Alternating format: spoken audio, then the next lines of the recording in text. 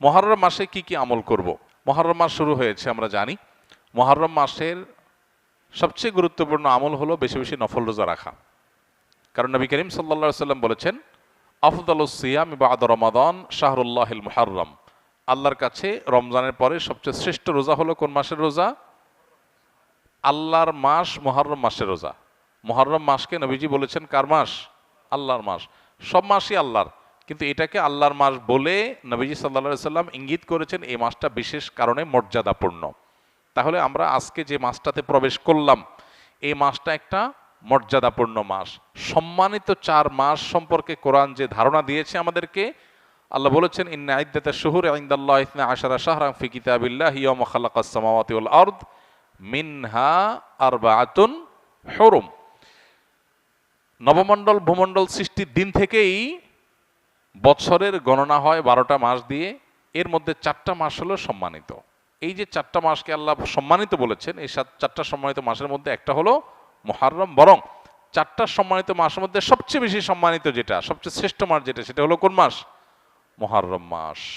এজন্য মাস হিসাবে রমজানের পরে সবচেয়ে মর্যাদাপূর্ণ মাস হলো কোনটা? মুহররম মাস, যেটা আমরা ইতোমধ্যে শুরু করেছি বা যে মাসে আমরা প্রবেশ করেছি। তো এই জন্য এটাকে আল্লাহর মাস বলা হয়েছে। এই মাসে বেশি বেশি নফল রোজা রাখতে হয়। নফল রোজা নিয়ে অবশ্য আরেকটা হাদিস আছে, এর সাথে বাহ্যিক দৃষ্টিকোণ থেকে কন্ট্রাডিক্টরি মনে হয়। সেটা হলো আমাদের আয়েশা রাদিয়াল্লাহু তাআলা থেকে বর্ণিত, নবী সাল্লাল্লাহু আলাইহি সাল্লাম এর ব্যাপারে তিনি বলেছেন, মা রাআইতু রাসূলুল্লাহি সাল্লাল্লাহু আলাইহি সাল্লাম ইস্তাকমালা সিয়ামা শাহরিন কাত্তু ইল্লা ফি রমাদান ওয়া মা রাআইতুহু আকসারা সিয়ামা মিনহু ফি শাবান। অর্থাৎ আমাদের আয়েশা বলেছেন রাদিয়াল্লাহু তাআলা আনহা, যে আমি নবী করিম সাল্লাল্লাহু আলাইহি সাল্লামকে পুরো মাস রোজা কমপ্লিট করতে দেখছি এক মাসে, শুধু ছিল রমজান মাস, যে পুরো 30 দিন রোজা রাখছেন। এটা শুধু দেখেছি কোথায়? রমজান মাস। আর রমজান মাস ছাড়া সবচেয়ে বেশি, মাসের বেশিরভাগ দিন রোজা রাখছেন দেখছি যে মাসে, সেটা হলো শাবান। তাহলে এই হাদিস থেকে বোঝা গেল শাবানে বেশি রোজা রাখতে হবে। আবার আমরা একটু আগে হাদিস শুনলাম, রমজানের পরে সবচেয়ে শ্রেষ্ঠ রোজা রাখার মাস হলো মুহররম মাস। নফল রোজার শ্রেষ্ঠ মাস মুহররম মাস, হাদিস থেকে বোঝা যায়। তাহলে রাসূল সাল্লাল্লাহু আলাইহি ওয়াসাল্লামের আমল একরকম, হাদিস আরেক রকম।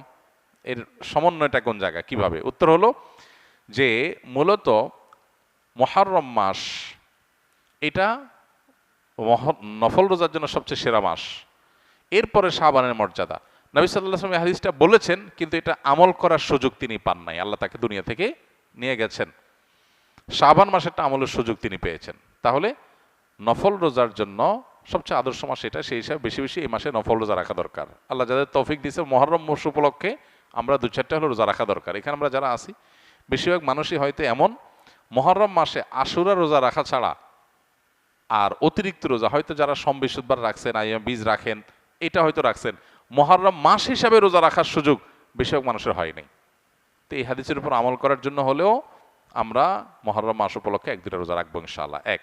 দ্বিতীয়ত, মুহররম মাসটা সম্মানিত 4 মাসের একটা। সম্মানিত 4 মাসের বিধিনিষেধগুলো এখানে চলে আসবে। সম্মানিত 4 মাসে যুদ্ধ বিগ্রহ করা নিষেধের সম্পর্কে আয়াত আছে, যদি অনেক আলেমদের মতে এটা মানসুখ হয়েছে। আবার সম্মানিত মাস হিসাবে আল্লাহ তাআলা বলেছেন, ফালা তাজলিমু ফিহিন্না আনফুসাকুম, এই মাসগুলোতে তোমরা নিজেদের প্রতি অবিচার করো না। পাপাচার থেকে বাঁচার জন্য এটা বিশেষভাবে যত্নশীল হতে হবে। ইবাদত বন্দেগী রুটিন কাজগুলো বিশেষ আন্তরিকতার সাথে করতে হবে। এটা হলো মুহররম মাসের করণীয়। এছাড়া মুহররম মাসের মধ্যে আশুরার দিনটা আছে, সেই উপলক্ষে বিশেষ করণীয় আছে আশুরা রোজা রাখা। আশুরা রোজা রাখা এবং আল্লাহ তাআলার শুকর আদায় করা মুসা আলাইহিস সালামের বিজয়ের কারণে 2টা রোজা রাখা সুন্নাত আশুরাকে কেন্দ্র করে। এ হলো মুহররম মাসের করণীয়। এর বাইরে মুহররম মাসকে কেন্দ্র করে অনেক করণীয় আমাদের সমাজে আছে, যেগুলো একটাও কোরআন বা হাদিস দ্বারা প্রমাণিত নয়। ইসলামী শরীয়তে দাড়ি রাখার হুকুম কি এবং সেটা পরিমাণ কতটুকু হতে হবে দয়া করে জানাবেন। দাড়ি রাখার ক্ষেত্রে নবী সাল্লাল্লাহু আলাইহি সাল্লামের নির্দেশগুলো হলো একেবারেই পরিষ্কার। তিনি বলেছেন, আফুল্লোহা, তোমরা দাড়িকে ছেড়ে দাও। আর খুল্লোহা, এফা, এরখা, এগুলোর অর্থ হলো ছেড়ে দেওয়া, দাড়িকে লম্বা হতে দাও। তাহলে দাড়িকে লম্বা হতে দিতে হবে, এটাই হলো দাড়ি রাখার নির্দেশ। এখন কথা হলো কত দূর লম্বা হবে, কোনো সীমা আছে না সীমা ছাড়া? এটা নিয়ে 2টা মত আছে। অনেক ওলামা ইকরাম বলেন, যেমন আরবের সৌদি আরব ওলামা ইকরাম বলেন যে না, কোনো সীমা নাই, যতটুকু মনে চায় ততটুকু লম্বা হবে। তবে এর বিপরীতে অন্য ওলামা ইকরাম যেমন ওলামা আহনাফের মতে 1 মুষ্টির পরে হলে কাটতে পারে, কাটা জরুরি না, কাটা জায়েজ আছে 1 মুষ্টির পরে। চতুর্দিকে এক মুষ্টি ধরার পর অতিরিক্ত থাকলে সেটা কাটা যায়। দলিল হলো সাহাবা একরামের অনেকেরই আমল, বিশেষ করে সহিহ বুখারীতে আছে যে সাহাবীদের কেউ কেউ এক মুষ্টির পর অতিরিক্ত অংশ তারা কেটেছেন। তো এখান থেকে বোঝা যায় যে এক মুষ্টির অতিরিক্ত অংশ হলো সেটা কাটা জায়েজ আছে, কিন্তু এক মুষ্টির নিচে কাটা জায়েজ আছে এটা প্রসিদ্ধ ইমামদের কারোর মত না, এরকম কোনো মত প্রসিদ্ধ ইমামদের কারণ নাই। এখন কথা হলো কোনো আল্লাহর বান্দা উনি শুরু করেছেন, হয়তো এক মুষ্টি রাখেন না, আরো কম রাখেন, তো সেক্ষেত্রে আমরা কি বলবো? উত্তর হলো আমরা বলবো অবশ্যই না ইমামার চাইতে কানামামা ভালো। একেবারে না থাকার চাইতে তিনি কিছু রেখেছেন এটা অবশ্যই ভালো, তবে তার পরিপূর্ণভাবে সুন্নার উপরে, যেই সুন্নার সুন্না হওয়ার ব্যাপারে, বরং সুন্না শুধু না যেটাকে ওয়াজিব বলেছেন ফুকাহা একরাম, সেটার ব্যাপারে কারোর কোনো তেমন কোনো ভিন্ন মত নাই, চারো ইমামরাই প্রায় একমত। সে বিষয়ে তার আরও বেশি যত্নশীল হওয়া দরকার। হ্যাঁ, আজকের পৃথিবীতে কোনো কোনো দেশে অনেক আলেম ওলামারাও দেখা যায় যে অনেক ছোট ছোট দায় রাখেন। তো এই ক্ষেত্রে আমরা যদি নফস এবং প্রবৃত্তির পূজা করি তাহলে আমরা সুবিধাটা কোথায় পাই সে চেষ্টা করব।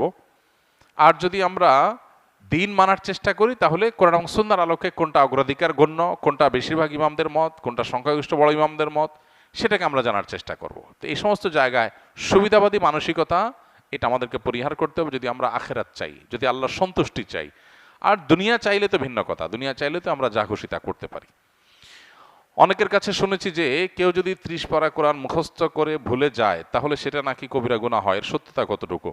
30 পারা কোরআন মুখস্থ করে ভুলে গেলেই শুধু গুনাহ হয়, শুধু সেটা নয়, কোরআনের কোনো আংশিক যদি কেউ মুখস্থ করে, একটা সূরা মুখস্থ করলো, এরপরে সে সেটা ভুলে গেল, এই ভুলে যাওয়াটা যদি তার অবহেলার কারণে হয়, তার নিজস্ব ত্রুটির কারণে হয়, মোতাবাআত বা এটাকে ফলো আপ করা, নিয়মিত পড়ার প্রতি অবহেলা করার কারণে যদি ভুলে যায় তাহলে সে অবশ্যই গুনাহগার হবে, এটা সঠিক।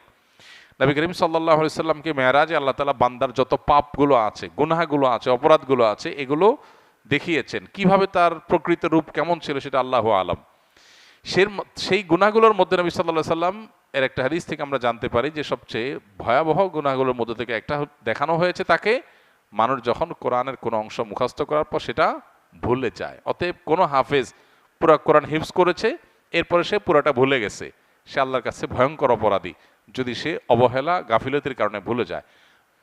ঠিক একইভাবে কেউ যদি কোনো আংশিক কোনো সূরা, কোনো পৃষ্ঠা, কোনো অংশ বিশেষ মুখস্থ করেছে, এরপর এটা ভুলে গেছে, সেও আল্লাহ তাআলার কাছে এভাবে অপরাধী। তবে এর বিপরীতে কিছু মানুষ আছে যারা কোরআন মুখস্থ করার পর নিয়মিত পড়ে কিন্তু আর ধরে রাখতে পারে নাই, তাহলে অবহেলা নাই এখানে, তার চেষ্টা ছিল, তাহলে সে গুনাহগার হবে না ইনশাআল্লাহ।